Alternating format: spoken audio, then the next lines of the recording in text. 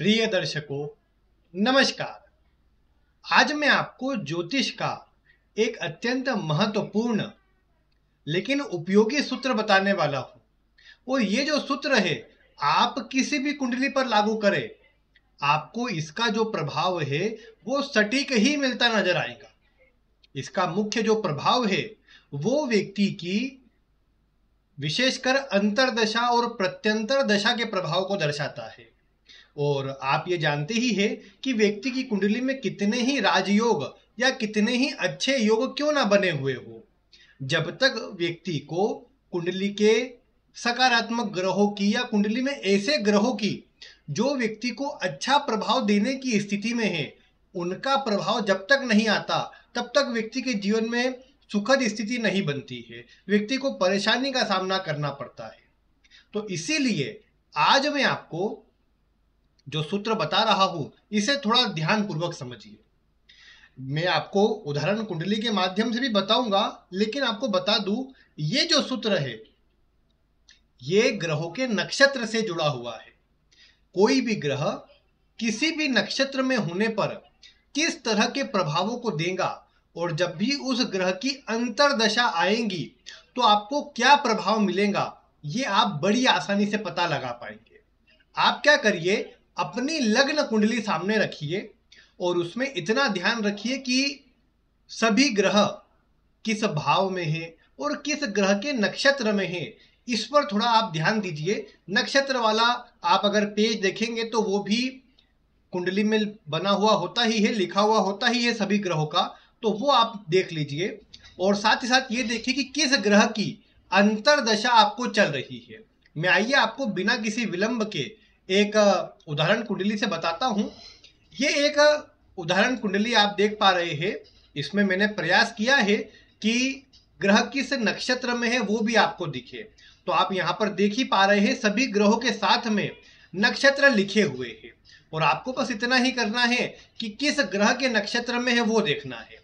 तो अभी जैसे इस जातक को राहु की महादशा है, ये हमारे सब्सक्राइबर में से भी एक है, तो उन्हीं की डिटेल्स ली है। आप भी अगर आप चाहते हैं कि कुंडली के अनुसार मैं आपको बताऊं, तो आप यही कीजिए कि आप अपनी डिटेल से वीडियो में कमेंट कर दिया करें, तो उससे जुड़ी मैं जानकारी किसी भी वीडियो में उदाहरण के माध्यम से आपकी कुंडली लेकर आपको बता दूंगा। अब जैसे आप यहाँ पर इनकी कुंडली में देखिए, यहाँ पर आप देख पा रहे हैं राहु की महादशा है। खैर महादशा को भी रहने दीजिए क्योंकि महादशा लंबे समय की होती है। अब राहु की महादशा 18 साल की, एक जैसा प्रभाव तो पूरे 18 साल में मिलेगा नहीं, तो इसलिए उसको अलग कर देते हैं। अब हम जाते हैं यहाँ पर अंतरदशा की ओर। तो जातक को पिछले कुछ समय से अंतरदशा है गुरु की। अब यहाँ पर आप देखिए, गुरु को आप देख पा रहे हैं कुंडली के चतुर्थ भाव में कर्क राशि में है और किस नक्षत्र में है, तो अश्लेषा नक्षत्र में है। अब अश्लेषा नक्षत्र जो होता है ये बुध का नक्षत्र होता है। तो बुध का नक्षत्र है, तो यानी इस जातक को राहु में गुरु की अंतरदशा के समय पर सबसे पहला जो प्रभाव मिलेगा वो ये प्रभाव मिलेगा कि जातक को बुध के भाव से जुड़ी स्थिति ज्यादा देखने को मिलेगी।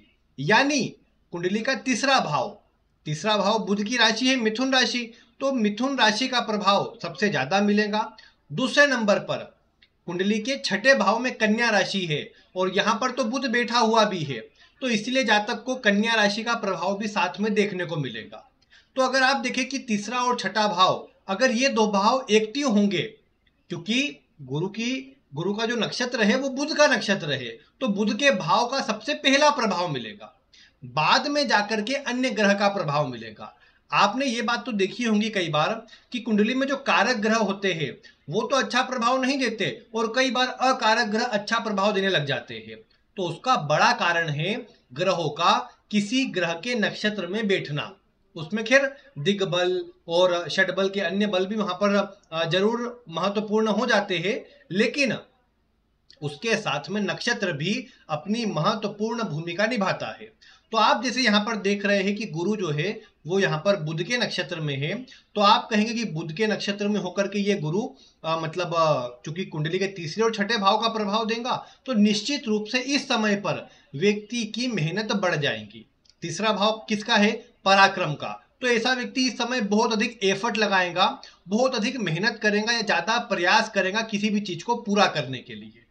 इसके अलावा यहाँ पर आप देखेंगे कि छठा भाव किसका होता है? छठा भाव नौकरी का, कंपटीशन का, चैलेंजेस का होता है। तो इस व्यक्ति को इस समय पर किसी प्रकार के चैलेंजेस का, किसी प्रकार के कंपटीशन का सामना करना पड़ेगा, और छठा भाव नौकरी का है तो ये भी बहुत ज्यादा पॉसिबल है कि ऐसा व्यक्ति इस समय किसी भी प्रकार की नौकरी में जुड़े या नौकरी में जुड़ने के लिए प्रयास करे। यहाँ पर एक और बात है कि अगर आप देखें कि बुध भी छठे भाव में है तो ज्यादा प्रभाव छठे भाव का मिलेगा, यानी व्यक्ति का जो मेन फोकस है नौकरी की तरफ रहे। हालांकि तीसरा भाव भी है तो तीसरा भाव बौद्धिक कार्यों का भी है। ऐसा व्यक्ति इस समय पर कुछ नई चीजें सीखे, कुछ नए लोगों से जुड़े, या तीसरा भाव छोटी यात्राओं को, ट्रेवल को दर्शाता है तो व्यक्ति यात्राएं करे, यात्रा करके कहीं जाना पड़े या कहीं बाहर से जुड़ना पड़े, ये भी इस समय पर बहुत ज्यादा देखने को मिलेगा। तो ये सब क्यों होगा? क्योंकि जिसकी अंतरदशा चल रही है वो इस समय पर आप देख रहे छठे भाव के और तीसरे भाव के स्वामी के नक्षत्र में है, तो उसका प्रभाव ज्यादा है। अब आप चाहे, अब जैसे आपने कहा कि राहु की दशा 18 साल की है, गुरु का अंतर निर्णय करते हुए 2-2.5 साल तक चलेगा, तो आप कहेंगे 2.5 साल तक क्या एक जैसा ही प्रभाव मिलेगा? तो उसको और छोटे पार्ट में तोड़ने के लिए आप उसमें प्रत्यंतर दशा पर जा सकते हैं। अब जिस ग्रह की प्रत्यंतर अंतरदशा ही 6 महीने की हो या 4-5 महीने की हो, उसमें आपको देखने की जरूरत नहीं है कि प्रत्यंतर दशा देखिए।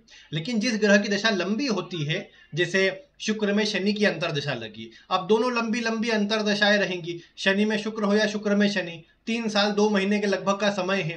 तो ऐसे समय पर आपको उसमें प्रत्यंतर दशाओं को भी विचार कर लेना चाहिए।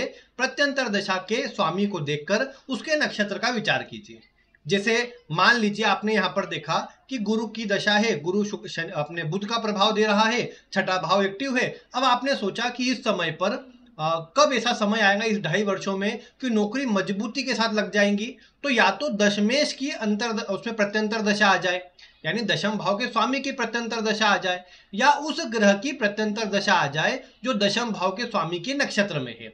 जैसे मान लीजिए यहाँ पर हम कहते कि ये जो केतु है, जैसे केतु हालांकि ज्येष्ठा नक्षत्र में है, लेकिन हम मान लेते केतु जो है वो यहाँ पर शनि के नक्षत्र में होता, तो हम क्या बोलते कि गुरु में जब केतु की प्रत्यंतर दशा आएंगी तो उस समय पर दशम भाव, करियर का भाव एक्टिव हो जाएगा, तो करियर से जुड़ी पूरी स्थिति बन जाएंगी, व्यक्ति को करियर का अच्छा परिणाम मिल जाएगा।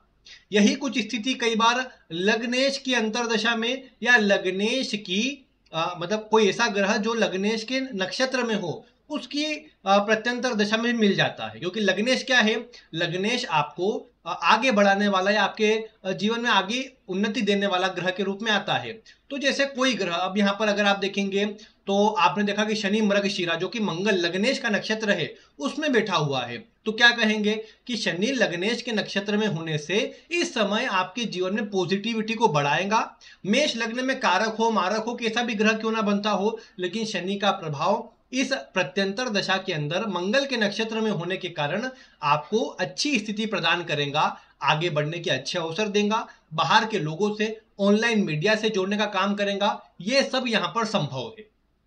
तो ये सब बातें आप केवल और केवल ग्रह के नक्षत्र से देख सकते हैं कि ग्रह किसके नक्षत्र में स्थित है। और आपको अगर ये नहीं पता कौन सा ग्रह किसका स्वामी होता है, कौन से नक्षत्र का, तो मैंने इससे जुड़ी वीडियो, नक्षत्र याद करने की वीडियो, नक्षत्र से जुड़ी जानकारी की वीडियो आपको पूर्व में दी है। आप यहाँ आई बटन पर क्लिक करें तो आपको वो वीडियो मिलेंगी जिसमें आप पाएंगे कि जो नक्षत्र से जुड़ा प्रभाव है, कैसे देखना है, किस ग्रह का नक्षत्र है, किस राशि में कौन सा नक्षत्र है, वो सब आपको पता लग जाएगा।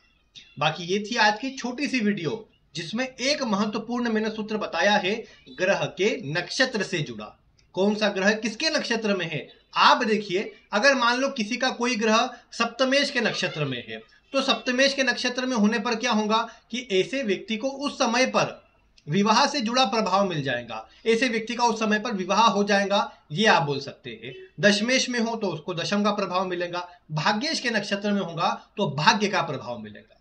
तो ये है बस छोटी सी बात जो नक्षत्र के आधार पर आपको देखनी है और आपको मिलाना है कि आपका कौन सा ग्रह किस ग्रह के नक्षत्र में है। बाकी कोई प्रश्न हो तो अवश्य से आप वीडियो में कमेंट करें, मैं शीघ्र ही उनका उत्तर भी आपको देने का प्रयास करूंगा। बाकी अगर आपको कुछ नया रोचक सीखने को मिला हो तो वीडियो को लाइक करके और चैनल पर नए हो तो सब्सक्राइब करके अवश्य बताई दीजिए। बाकी आज की वीडियो में इतना ही। वीडियो देखने के लिए आपका बहुत बहुत धन्यवाद।